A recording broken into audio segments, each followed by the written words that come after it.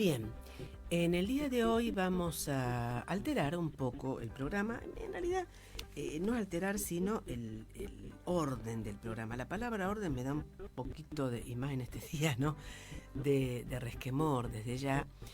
Pero bueno, como era de prever, y lo comprendo perfectamente, Rubén Giustiniani desde ya está en medio de la marcha que, vuelvo a decir, se fue, digamos, fueron confluyendo, ¿no? Grupos por calle Corrientes, Entre Ríos, San Luis.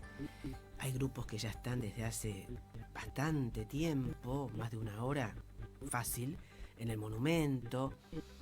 Y bueno, es un tanto diferente, reitero, a las de otros años, ¿no?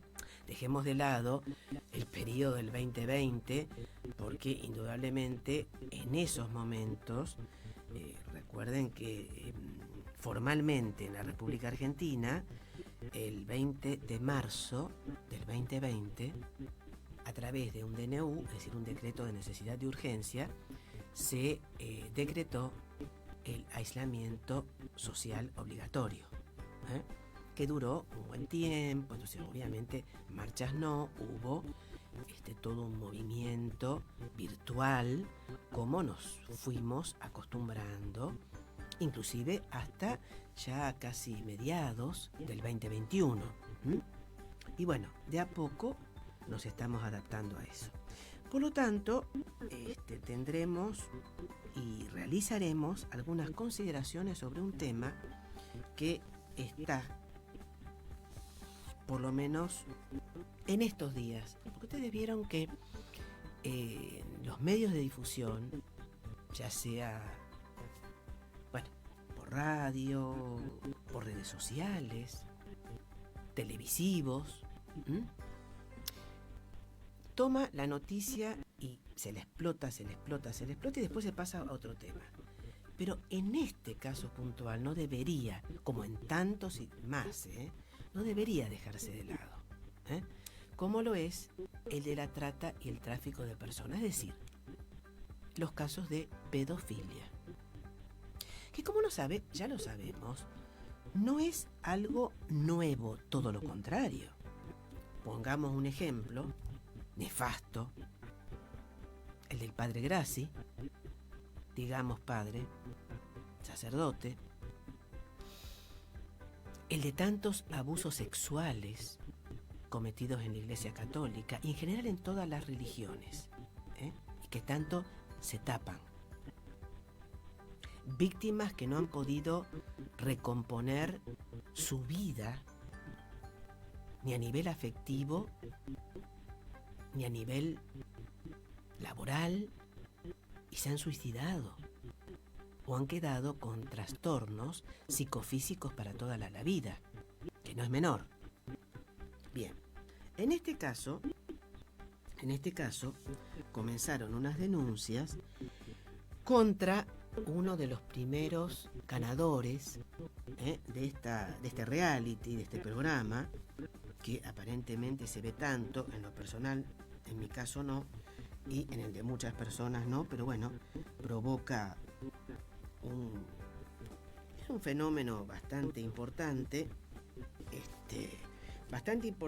y para mí preocupante, pero bueno, como lo es, ya les digo, este reality Gran Hermano. Este señor, que actualmente sigue siendo productor ejecutivo de esta versión de Gran Hermano 2022 y que continúa, que se llama Marcelo Corazza. Lo nombro porque, bueno, está en los medios, ¿no? No es casual que, primeramente, estas personas nunca trabajan de manera aislada, sean hombres, mujeres o la orientación sexual que fueren. Respetuosamente lo digo. Siempre se trabaja de una manera conjunta. ¿De dónde captaban las personas? Misiones. Misiones, y lo hemos denunciado en numerosísimos programas. Es zona liberada. ni hablar de la triple frontera. Nunca se habla de la triple frontera. La triple frontera hay tráfico de armas, trata y tráfico de personas menores de edad y mayores de edad, esclavitud sexual y mucho más. Y ahí no se toca. No la toca la República Argentina, ni Brasil, ni Paraguay. Porque justamente es triple frontera. Pertenece a los tres. No hay ningún acuerdo. Sí, uno por ahí. Los ministros y ministras de seguridad. Doy un caso, me vino una imagen de la gran defensora de las pistolas Taser, Taser o como más le quieran decir, de llevar el ejército a las calles, Patricia Bullrich. ¿Por qué no va a la triple frontera? Nunca habla de la triple frontera. Señora, ahí usted sabe perfectamente, y más cuando ocupó tantos cargos y en tantos partidos que bueno, y o movimientos, pero bueno, concretamente ahora se postula candidata presidencial, ardorosamente, desenfrenadamente, por Cambiemos, concretamente por el PRO. Vaya a la triple frontera y hable ahí del tráfico de drogas, del tráfico de armas, de la explotación, trata y tráfico de personas mayores y menores de edad, y después podemos seguir conversando. Ninguna denuncia. ¿Por qué? Dejo el interrogante abierto. Estas personas menores de edad las traía un empresario de Misiones, al menos 11 víctimas, generalmente son muchas más desde ya, ¿no? Y están detenidos, obviamente, por la orden de la justicia federal en los casos de trata y tráfico de personas y de drogas, como en otros tantos más, pero fundamentalmente en esos casos, delitos de lesa humanidad desde ya, tratan la justicia nacional, justicia federal en el caso de las provincias. Además de Corazza, están detenidos Francisco Rolando Angelotti, 46 años, Andrés Fernando Charpenet, o Charpenet, como más guste, 53 años, Raúl Ignacio Mermet.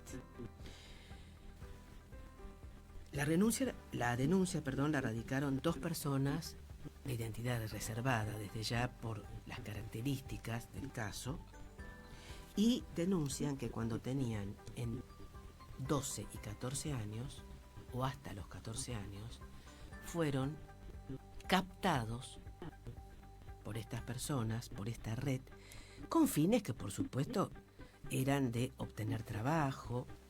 Generalmente el imán es obtener trabajo o beneficios, o por ejemplo participar en programas televisivos fundamentalmente, o en el modelaje. En el modelaje existe mucho la trata y el tráfico de personas. En el expediente, que data y tiene muchos cuerpos, los abusos ocurrían en autos particulares, en la zona de Caballito, Parque Centenario, Plaza Miserere, Costanera Sur, quintas del Gran Buenos Aires, Castelar, por ejemplo, albergues transitorios del conurbano bonaerense, ¿no? Y domicilios particulares. Nos sorprende porque la metodología de estas bandas de pedofilia son en mayor o menor medida las mismas. Hay parámetros comunes y que por supuesto lo saben las autoridades, en las cuales siempre, inevitablemente, y no por una idea de paranoia o de persecuta, participan con réditos desde ya funcionarios del poder político, del poder económico, del poder judicial y por supuesto de la policía, tanto a nivel policía federal como policía provincial. En fin, en el caso de, concretamente, Marcelo Corazza, en varios programas televisivos, he visto personas como una persona tan correcta, tan amable, tan solidaria, pero eso es típico del psicópata, del maltratador, del estafador, de la estafadora. Cuando digo estafador, pongámosle bien. ¿Quién estafa, por ejemplo? Va a tener cara de decir, si yo estafo, mira, te estafo, dame $10.000 y yo te los coloco para que te dé un rédito. No, es todo lo contrario. De imagen, de seriedad, de trayectoria profesional, de credibilidad. Porque si no, no podía cometer el delito. Pero esto está comprobado psicológicamente por estudios psiquiátricos, psicológicos, sociológicos. Por supuesto existen test, existen patrones de test y estudios que se han realizado de las características de estas personas, que en alguna medida muchas veces después muestran su identidad. Inclusive, en este caso, esta persona también, este señor Corazza, participaba, ha sido mencionado por un testigo de un cliente, porque se iban pasando los clientes. Hay toda una serie de chats, por ejemplo, entre este que ya nombré, Charpenet y Mermet. Hay muchos, pero simplemente a modo de es decir, tratan de borrarlos, pero a través de, digamos, pericias informáticas se sabe, cuando se realiza muy correctamente la pericia, que siempre queda en las máquinas, para decirlo en un término más sencillo, ¿no? En las redes, documentación, quedan señales, por más que se quiera borrar, eliminar de inmediato, que es la inmediatez que nos da la tecnología digital, quedan marcados y a veces reaparecen después de un tiempo. En estos chats, por ejemplo, uno de ellos dijo que estar con menores de edad es como comer caviar.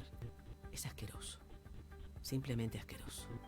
Pero no sorprende, porque son cosas.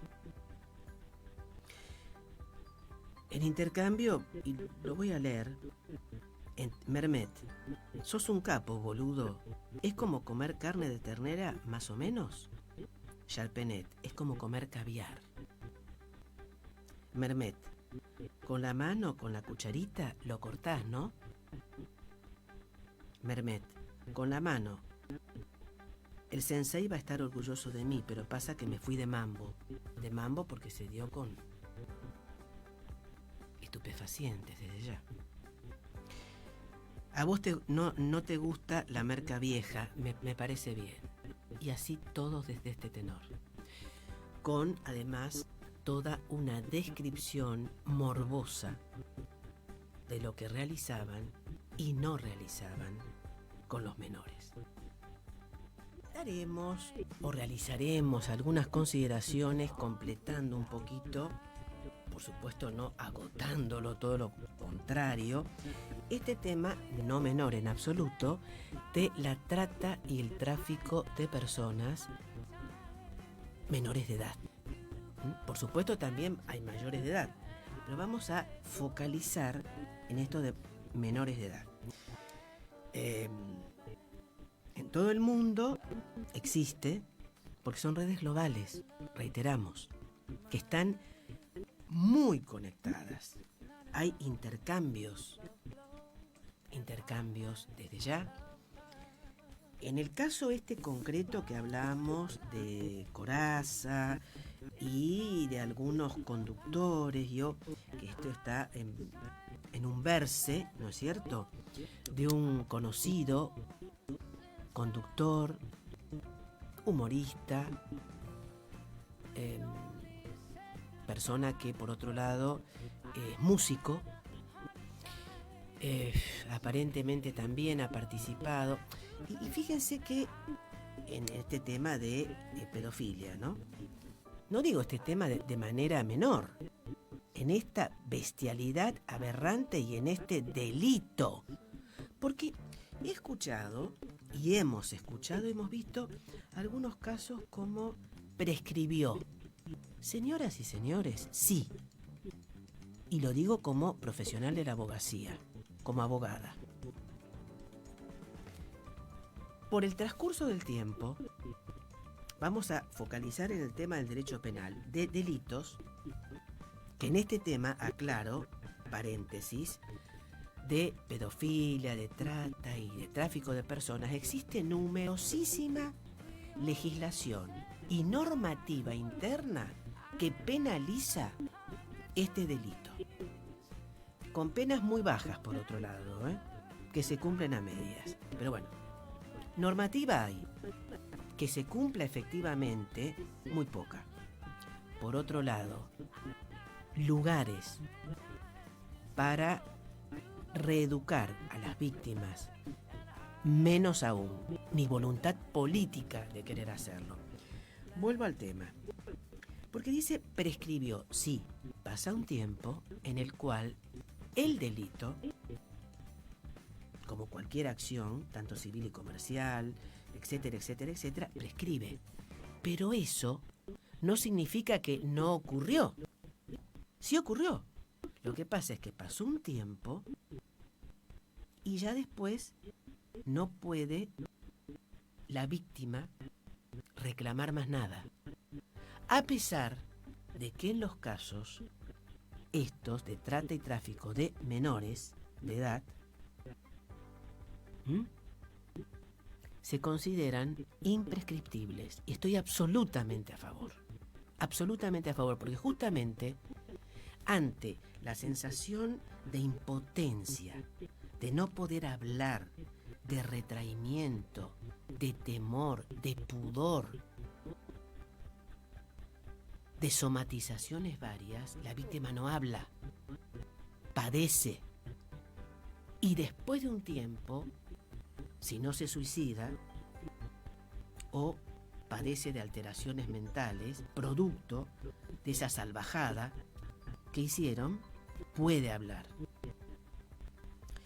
Este conductor, conocido bajo un seudónimo, fue no seminarista, pero persona que trabajó en la iglesia un tiempo. Pero bueno, de todas maneras no negó el hecho, dio muy pocas referencias y por otro lado manifiesta ante la denuncia que hizo esta persona, Lucas Benvenuto, que ya es mayor de edad. La hizo de manera mediática porque dijo que la hizo en la justicia y que le dijeron que estaba prescripta. Me parece bien.